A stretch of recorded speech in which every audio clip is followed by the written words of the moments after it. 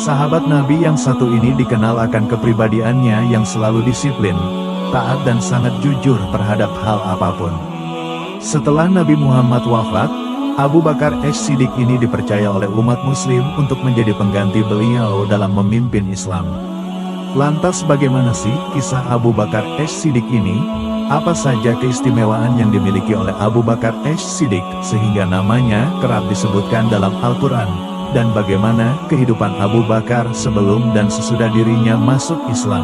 Berikut adalah kisahnya.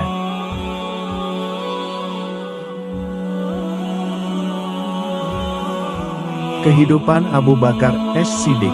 Abu Bakar As-Siddiq lahir dengan nama Abdullah bin Abi Quhafa pada tahun 573 Masehi, dan wafat pada 23 Jumadil akhir tahun 13 Hijriyah, setelah tahun gajah, bertepatan pada usianya ke-63 tahun. Abu Bakar merupakan putra dari keluarga bangsawan terhormat yang ada di Makkah. Sebelum masuk Islam, beliau bernama Abdul Ka'bah. Ayahnya yang bernama Utsman bin Amir masuk Islam tepat pada peristiwa penaklukan kota Mekah atau Fatu Makkah. Pada usia ke-63 tahun Abu Bakar As-Siddiq meninggal dunia karena sakit yang dideritanya. Dirinya dimakamkan di rumah putrinya yaitu Aisyah, tepatnya di dekat Masjid Nabawi. Abu Bakar disebut-sebut sebagai sosok yang selalu menemani Nabi Muhammad sejak masuk Islam hingga wafat. Abu Bakar As-Siddiq ini adalah ayah dari Aisyah, yaitu istri Nabi Muhammad. Sebelum masuk Islam namanya adalah Abdul Ka'ab yang kemudian diganti menjadi Abdullah. Berdasarkan kitab Hayatus Sahabah, dituliskan bahwa Abu Bakar masuk agama Islam setelah diajak langsung oleh Nabi Muhammad. Setelah itu Abu Bakar menjadi sosok pendakwah ajaran Islam kepada beberapa tokoh penting. Sayangnya istri Abu Bakar yang bernama Qutailah binti Abdul Uzza enggan menerima Islam sebagai agamanya, sehingga diceraikan oleh Abu Bakar. Sementara istrinya yang lain yakni Ummu Ruman bersedia menjadi seorang muslimah. Sebelum meninggal dunia Abu Bakar As-Siddiq sudah menderita sakit selama kurang lebih 15 hari. Pada saat itu dirinya hanya bisa terbaring lemah di tempat tidur dan tidak dapat melakukan salat berjamaah bersama sahabat lainnya. Berhubung Abu Bakar selalu ditunjuk sebagai imam masjid, tetapi kala itu tengah sakit, maka digantikan oleh Umar bin Khattab supaya salat berjamaah tetap dapat berjalan.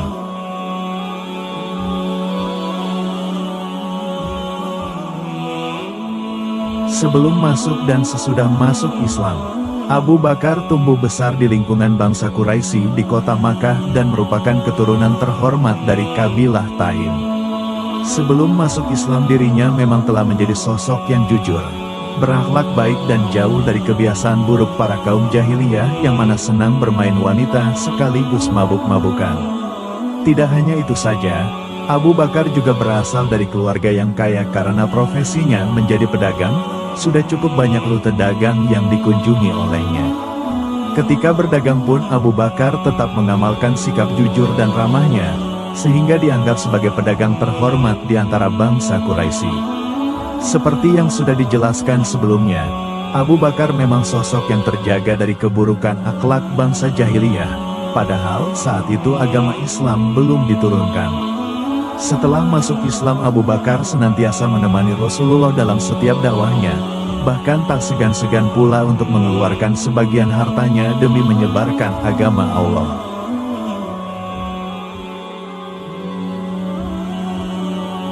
Pernikahan. Dalam hal pernikahan, Abu Bakar telah menikah dengan dua orang istri di Makkah, yakni Qatilah binti Al-Asi dan Ummu Ruman binti Amir bin Uwaimar. Dari istri pertama dirinya dianugerahi dua orang anak bernama Abdullah dan Asma, sementara dari istri keduanya dirinya dianugerahi dua anak pula, yakni Abdurrahman dan Aisyah. Setelah masuk Islam dan berhijrah ke Madinah, Abu Bakar menikah lagi dengan dua orang istri yakni Habibah binti Harijah dan Asma binti Umais. Dari istri ketiga, Abu Bakar dianugerahi anak bernama Ummu Kulsum yang lahir setelah dirinya meninggal dunia.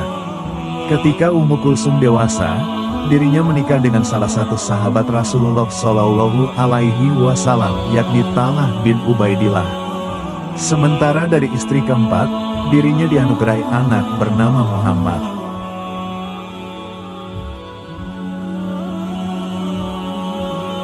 Kisah Abu Bakar mendapatkan julukan. Ada sebuah kisah yang menceritakan mengenai bagaimana Abu Bakar mendapatkan julukan As-Siddiq dan Al-Atiq. Dalam tradisi bangsa Arab, memang sudah umum bahwa nama orang akan disertai pula dengan laqab alias julukan. Fungsi dari julukan itu adalah sebagai bentuk pujian atas keluhuran tabiatnya. Rasulullah Shallallahu Alaihi Wasallam pun juga sering memberikan julukan kepada para sahabatnya sebagai bentuk sanjungan. Contohnya pada Umar bin Khattab yang diberi julukan Al-Faruq yang berarti pembeda antara kebenaran dan kebatilan. Kemudian ada Khalid bin Walid yang dijuluki sebagai Saifullah yang berarti pedang Allah. Lalu ada juga Hamzah bin Abdul Muthalib dengan julukan Asadullah yang berarti macan Allah. Dapat disebut bahwa semua sahabat Rasul mendapatkan julukan masing-masing, tak terkecuali dengan Abu Bakar yang terkenal akan julukannya sebagai As-Siddiq dan Al-Atiq.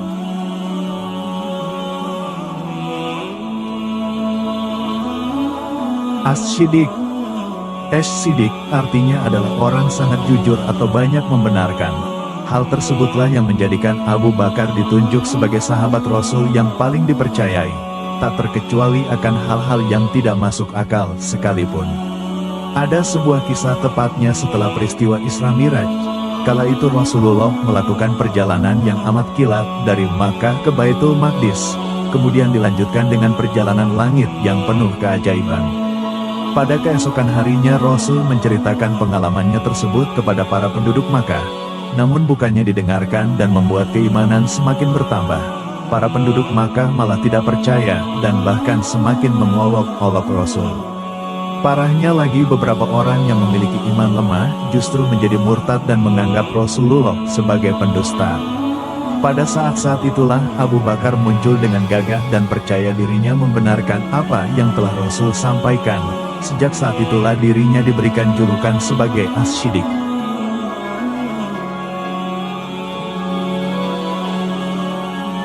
Al-Atiq. Abu Bakar tidak hanya memiliki julukan As-Siddiq saja, tetapi juga Al-Atiq. Menurut beberapa ulama hal tersebut dikarenakan Abu Bakar memiliki wajah yang tampan. Namun ada juga beberapa yang mengatakan bahwa julukan tersebut diberikan sebab Abu Bakar selalu menjadi garda terdepan dalam hal kebaikan. Versi lainnya lagi julukan tersebut diberikan karena Abu Bakar memang terlahir dari nasab yang suci yang mana nenek moyangnya terhindar dari perbuatan zina. Sebagian pendapat lagi mengatakan bahwa Abu Bakar mendapatkan julukan tersebut sebab sudah mendapat jaminan untuk terbebas dari api siksa neraka. Meskipun Abu Bakar menjadi mertua dari Nabi Muhammad, tetapi dirinya juga ditunjuk sebagai sahabat Nabi yang selalu menemani dakwah Rasulullah kemanapun. Dirinya rela berkorban, baik harta maupun jiwanya untuk menyebarkan risalah dakwah. Itulah mengapa nama Abu Bakar As-Siddiq memiliki tempat khusus di hati Rasulullah dan sejarah Islam. Sebagai sosok yang menyangga dakwah Rasulullah, Abu Bakar mengarahkan dakwah menjadi dua kelompok, yakni kelompok Quraisy yang memiliki fitrah bersih, pikiran lurus dan tidak terpengaruh akan keburukan akhlak jahiliyah, dan kelompok fakir miskin di kalangan hamba sahaya, serta orang-orang yang telah terzalimi dari kalangan non-Quraisy.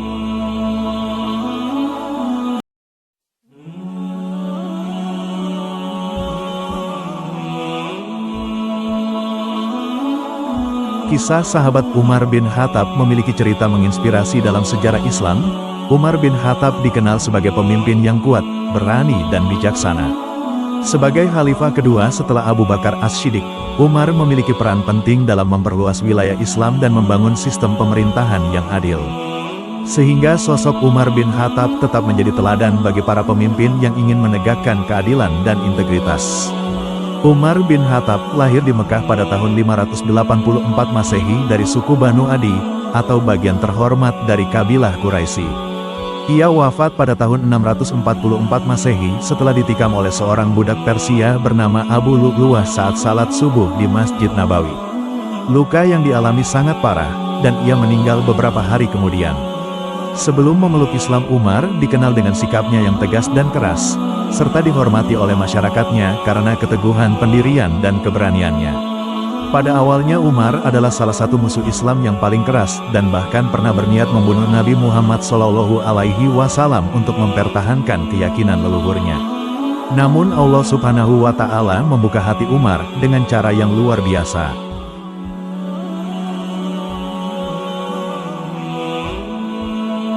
Kisah awal Umar bin Khattab masuk Islam. Jalaluddin As-Suyuti dalam Tarikh Al-Khulafa menceritakan Umar bin Khattab sebelum memeluk Islam dikenal sebagai tokoh yang sangat menentang ajaran Nabi Muhammad.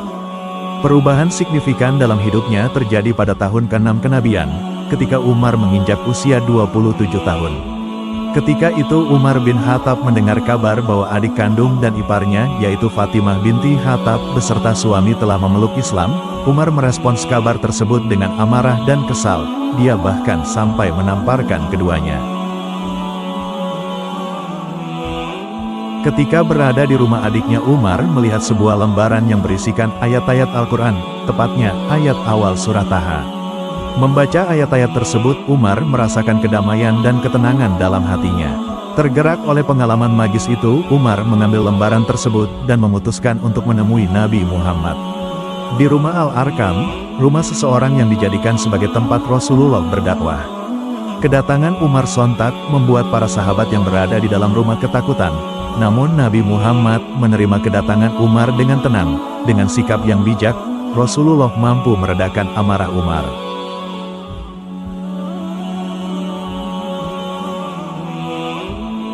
Pada momen itu Nabi Muhammad SAW menyarankan Umar untuk memeluk Islam. Umar pun langsung menyatakan keislamannya dan mengucapkan 2 kalimat syahadat. Muhammad ridho dalam Al-Faruq Umar ibn Al-Khattab menyebut, setelah Umar bin Khattab memeluk Islam, Islam menjadi lebih kuat, terutama terkait dakwah. Umar memberikan masukan kepada Nabi Muhammad untuk menyebarkan Islam secara terang-terangan, tidak lagi secara sembunyi-sembunyi. Sejak saat itu Islam tersebar secara terbuka. Nabi Muhammad memberikan julukan Al-Faruq kepada Umar, yang berarti pembeda. Hal itu karena melalui Umar, Allah menunjukkan perbedaan antara yang benar dan salah. Umar bin Khattab juga menjadi penasihat terdekat Nabi Muhammad, dan terus mendukungnya sepanjang hidup. Kesaksian perubahan Umar menjadi salah satu momen bersejarah dalam perkembangan Islam.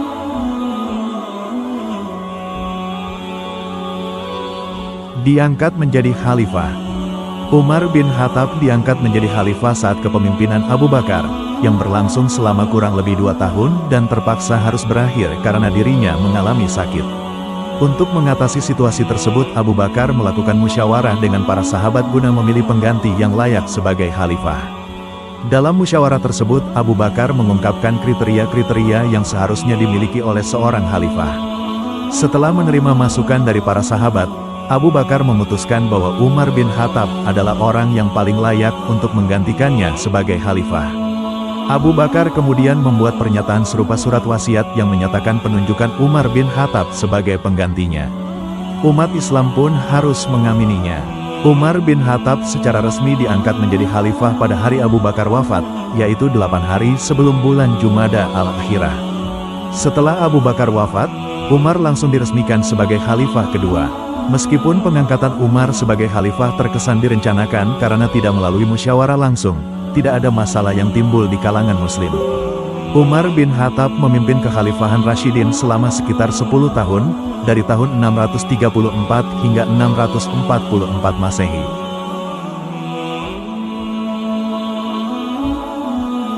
Wafatnya Umar bin Khattab. Keberhasilan Khalifah Umar bin Khattab dalam memerdekakan negara-negara dunia menimbulkan rasa iri dan dendam dari para musuh Islam, terutama Yahudi dan Persia. Berbagai upaya pembunuhan dilakukan terhadap Umar. Hingga pada suatu subuh, 25 Zulhijjah tahun 23 Hijriah, ketika Umar sedang salat di mihrab masjid ia diserang oleh Abu Lu'lu'ah Fairuz. Ia merupakan budak yang awalnya beragama Majusi dan tinggal di Romawi.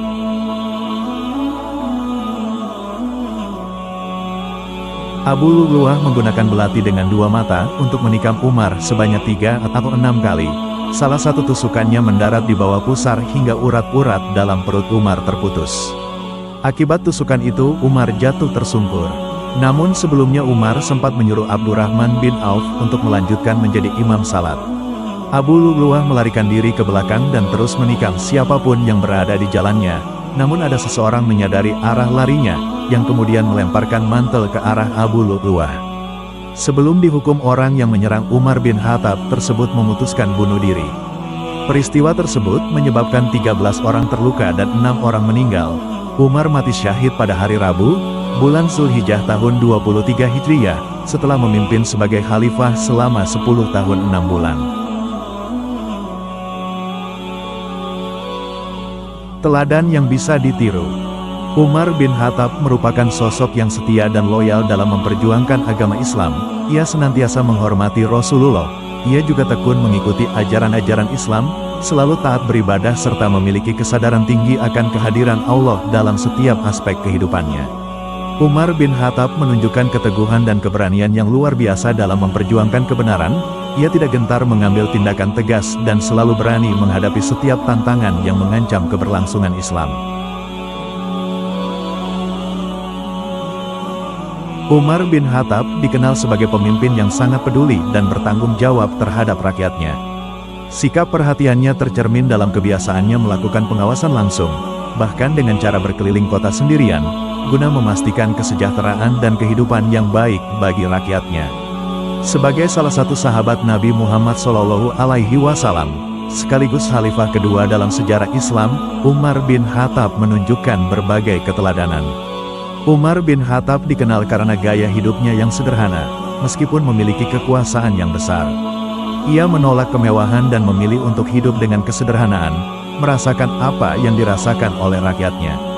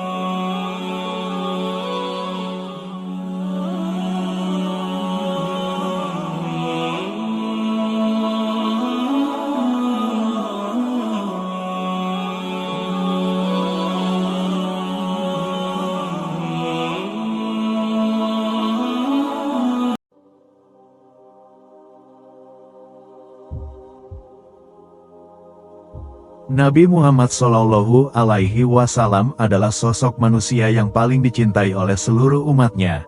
Namun tidak hanya di kalangan umatnya saja, keluarga dan para sahabatnya pun sangat mencintai beliau. Sebagai sahabat yang hidup sezaman dengan Nabi dan menjalani hari-hari bersama Nabi, tentunya sifat dan karakter seorang sahabat Nabi pun tidaklah jauh berbeda dengan akhlak mulia Nabi itu sendiri. Dari beberapa sahabat Nabi yang kita kenal, salah satunya yang pernah menjadi khalifah menggantikan kepemimpinan setelah kepergian Nabi adalah Utsman bin Affan. Beliau adalah sosok khalifah ketiga setelah Abu Bakar dan Umar bin Khattab yang naik meneruskan pemerintahan adil dan sejahtera. Meneladani sosoknya pastilah sangat baik karena beliau juga dikenal mempunyai suri tauladan yang baik dan patut dicontoh bagi generasi berikutnya, terutama umat muslim di seluruh dunia.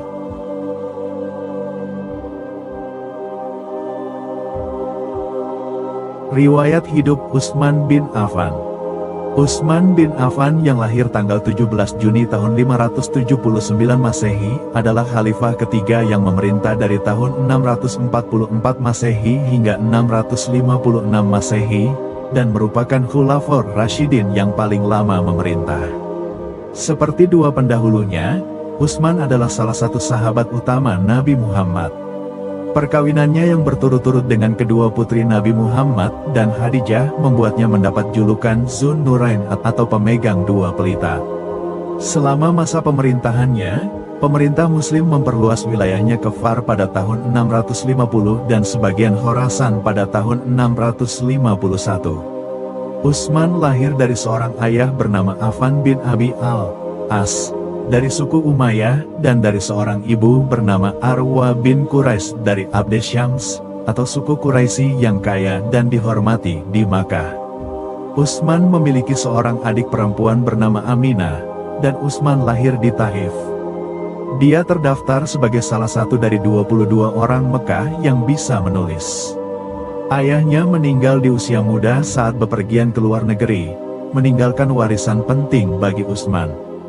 Dia menjadi pedagang seperti ayahnya, dan bisnisnya berkembang pesat menjadikannya salah satu orang terkaya di kalangan suku Quraisy.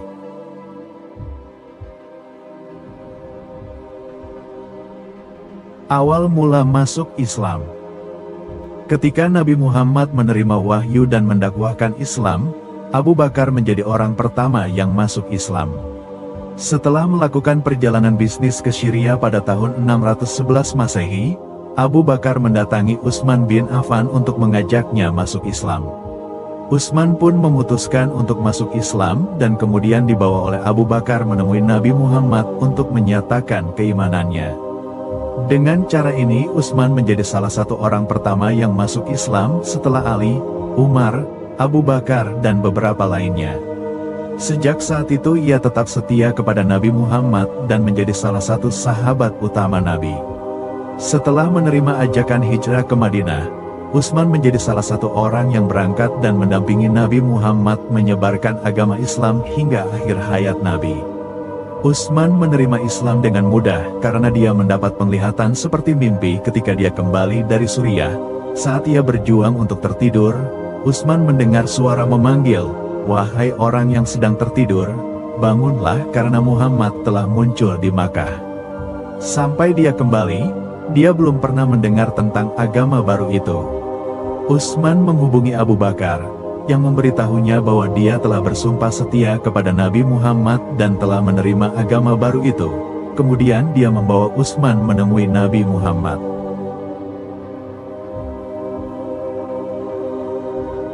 Tantangan setelah bergabung dengan Islam.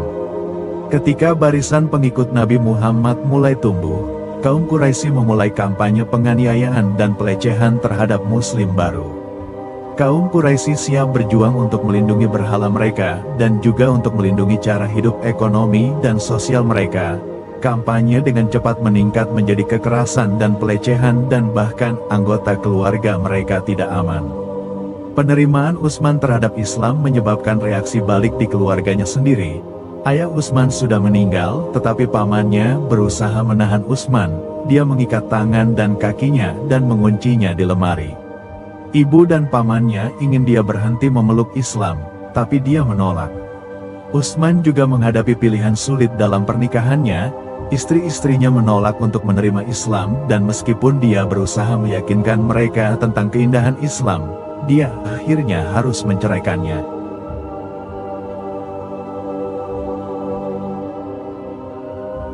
Menjadi khalifah. Ketika Nabi Muhammad wafat pada tahun 632, Abu Bakar menjadi khalifah yang berkuasa atas umat Islam. Pada masa ini Utsman bin Affan dan kawan-kawan lainnya menjadi penasehat utama pemerintahan Abu Bakar. Setelah kematian Abu Bakar pada tahun 634, Umar bin Khattab menggantikannya hingga kematiannya pada tahun 644.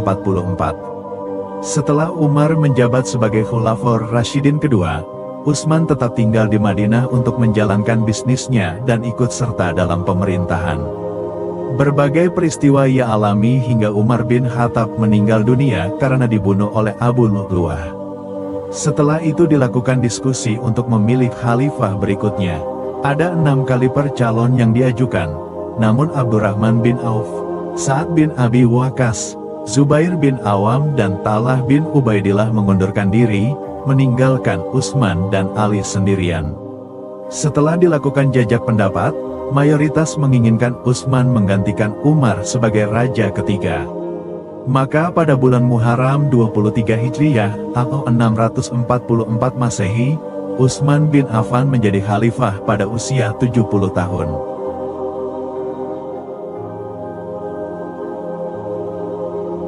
Masa pemerintahan Utsman bin Affan.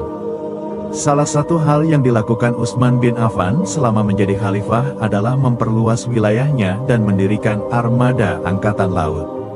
Pemerintahannya berhasil menguasai Barkah, Tripoli Barat, bagian selatan negeri Nubah di Afrika, Armenia, Tabaristan, Amudarya, Balha, Harah, Kabul, Hasna di Turkistan di Asia dan Siprus di Eropa. Utsman juga membagi kerajaan muslim menjadi 10 provinsi dengan masing-masing seorang emir atau gubernur. Di bawah pemerintahannya umat Islam mengalami masa kemakmuran dan kemakmuran terbesar. Konon orang bisa pergi haji lebih dari 1 kali. Utsman juga membangun polisi dan pengadilan yang selalu berdiri di bekas masjid. Pencapaian Utsman yang paling gemilang adalah kompilasi Al-Quran yang kemudian diperbanyak dan dikirim ke Mekah, Suriah, Basrah, Kufah, dan Madinah.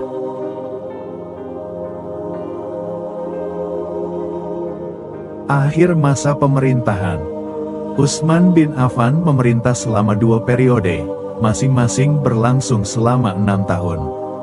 Namun pada pemerintahan keduanya, terjadi perpecahan dan pemberontakan karena posisi strategis dalam pemerintahan diberikan kepada keluarganya oleh Bani Umayyah. Pada tahun 35 Hijriyah atau 655 Masehi, sekitar 1.500 orang datang ke Madinah untuk memprotes kebijakan Utsman. Namun karena tidak mendapat tanggapan, protes tersebut berubah menjadi pemberontakan yang menggulingkan rezimnya. Utsman dikepung oleh pasukan ini, tetapi menolak untuk berperang karena dia tidak menginginkan pertumpahan darah di antara saudara-saudara muslimnya. Khalifah Utsman bin Affan meninggal pada tahun 656 setelah seorang pemberontak bernama Al-Ghafiqi berhasil masuk melalui atap dan menemukan kamarnya. Penyebab kematian Utsman bin Affan adalah pukulan di kepala. Terpilihnya Utsman bin Affan karena sikap dan perilakunya yang mulia dan ikhlas dalam usahanya mengembangkan Islam.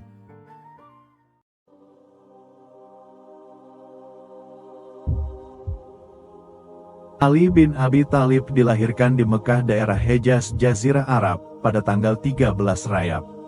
Menurut sejarawan Ali dilahirkan 10 tahun sebelum dimulainya kenabian Muhammad, sekitar tahun 599 Masehi atau 600. Muslim Syiah percaya bahwa Ali dilahirkan di dalam Ka'bah. Usia Ali terhadap Nabi Muhammad masih diperselisihkan hingga kini. Sebagian riwayat menyebut berbeda 25 tahun, ada yang berbeda 27 tahun, ada yang 30 tahun, bahkan 32 tahun. Beliau bernama asli Haidar bin Abu Thalib, dan paman Nabi Muhammad Shallallahu Alaihi Wasallam. Haidar yang berarti singa adalah harapan keluarga Abu Thalib untuk mempunyai penerus yang dapat menjadi tokoh pemberani dan disegani di antara kalangan Quraisy Mekah. Setelah mengetahui sepupu yang baru lahir diberi nama Haidar, Nabi memanggil dengan Ali yang berarti tinggi. Kehidupan awal Ali dilahirkan dari ibu yang bernama Fatimah binti Asad, di mana Asad merupakan anak dari Hashim, sehingga menjadikan Ali merupakan keturunan Hashim dari sisi bapak dan ibu. Kelahiran Ali bin Abi Thalib banyak memberi hiburan bagi Nabi karena beliau tidak punya anak laki-laki. Uzur dan fakirnya keluarga Abu Thalib memberi kesempatan bagi Nabi bersama istri beliau Khadijah untuk mengasuh Ali dan menjadikannya putra angkat. Hal ini sekaligus untuk membalas jasa kepada Abu Thalib yang telah mengasuh Nabi sejak beliau kecil hingga dewasa, sehingga sedari kecil Ali sudah bersama dengan Muhammad.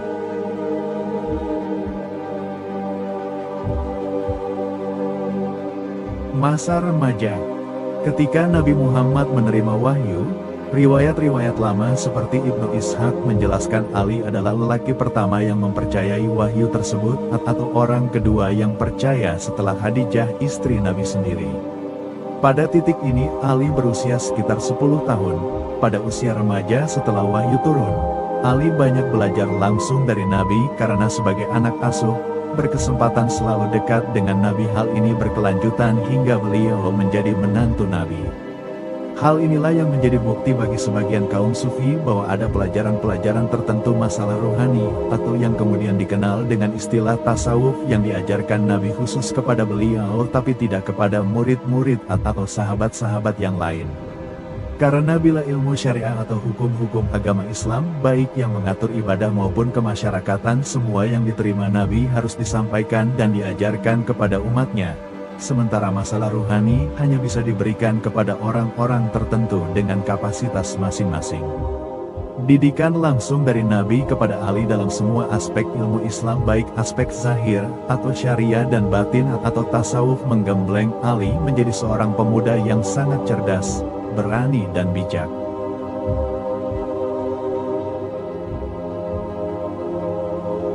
Kehidupan. Ali bersedia tidur di kamar Nabi untuk mengelabui orang-orang Quraisy yang akan menggagalkan hijrah Nabi. Beliau tidur menampakkan kesan Nabi yang tidur, sehingga masuk waktu menjelang pagi mereka mengetahui Ali yang tidur. Sudah tertinggal satu malam perjalanan oleh Nabi yang telah meloloskan diri ke Madinah bersama Abu Bakar. Setelah masa hijrah dan tinggal di Madinah, Ali dinikahkan Nabi dengan putri kesayangannya Fatimah Az-Zahra. Nabi menimbang Ali yang paling tepat dalam banyak hal seperti nasab keluarga yang serumpun, yang paling dulu mempercayai kenabian Muhammad yang selalu belajar di bawah Nabi dan banyak hal lain. Ketika Muhammad mencari Ali menantunya, ternyata Ali sedang tidur. Bagian atas pakaiannya tersingkap dan debu mengotori punggungnya. Melihat itu Muhammad pun lalu duduk dan membersihkan punggung Ali sambil berkata, "Duduklah wahai Abu Turab, duduklah." Turab yang berarti debu atau tanah dalam bahasa Arab. Julukan tersebut adalah julukan yang paling disukai oleh Ali.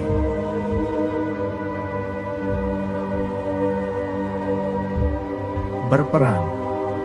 Beberapa saat setelah menikah, pecahlah Perang Badar, perang pertama dalam sejarah Islam. Di sini Ali betul-betul menjadi pahlawan di samping Hamzah atau paman Nabi.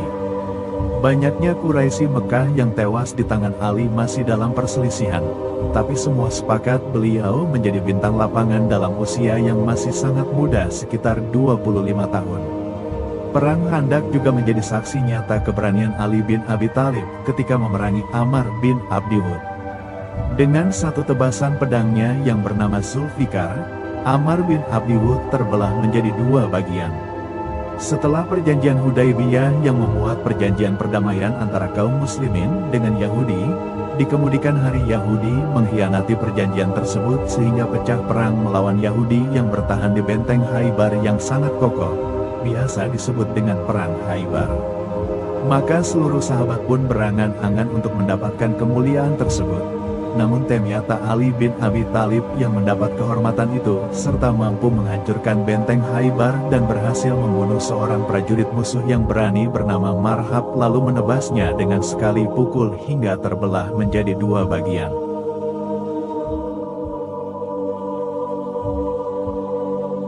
Setelah Nabi wafat.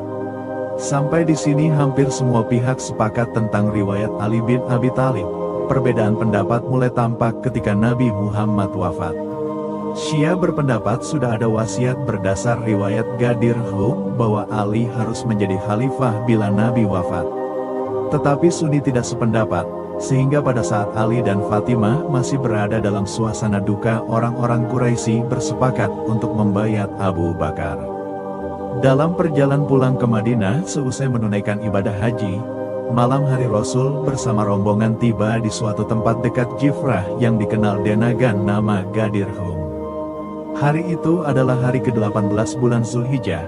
Ia keluar dari kemahnya kemudian berkhutbah di depan jamaah sambil memegang tangan Imam Ali bin Abi Thalib. Dalam khutbahnya itu antara lain beliau berkata, "Barang siapa menganggap aku ini pemimpinnya, maka Ali adalah pemimpinnya.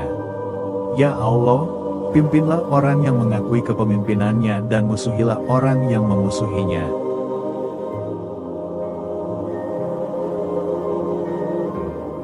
Sebagai khalifah, peristiwa pembunuhan terhadap Khalifah Utsman bin Affan mengakibatkan kegentingan di seluruh dunia Islam yang waktu itu sudah membentang sampai ke Persia dan Afrika Utara. Pemberontak yang waktu itu menguasai Madinah tidak mempunyai pilihan lain selain Ali bin Abi Thalib sebagai khalifah. Waktu itu Ali berusaha menolak, tetapi Zubair bin Awam dan Talha bin Ubaidillah memaksa beliau, sehingga akhirnya Ali menerima baiat mereka. Menjadikan Ali satu-satunya khalifah yang dibaiat secara massal.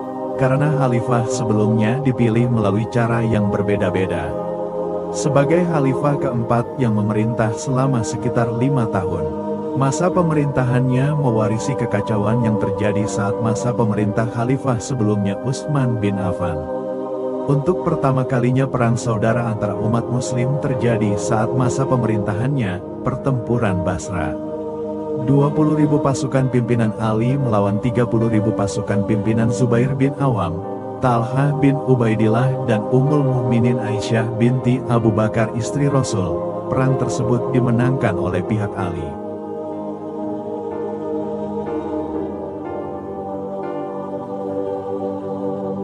Ali bin Abi Thalib, seseorang yang memiliki kecakapan dalam bidang militer dan strategi perang, mengalami kesulitan dalam administrasi negara karena kekacauan luar biasa yang ditinggalkan pemerintahan sebelumnya.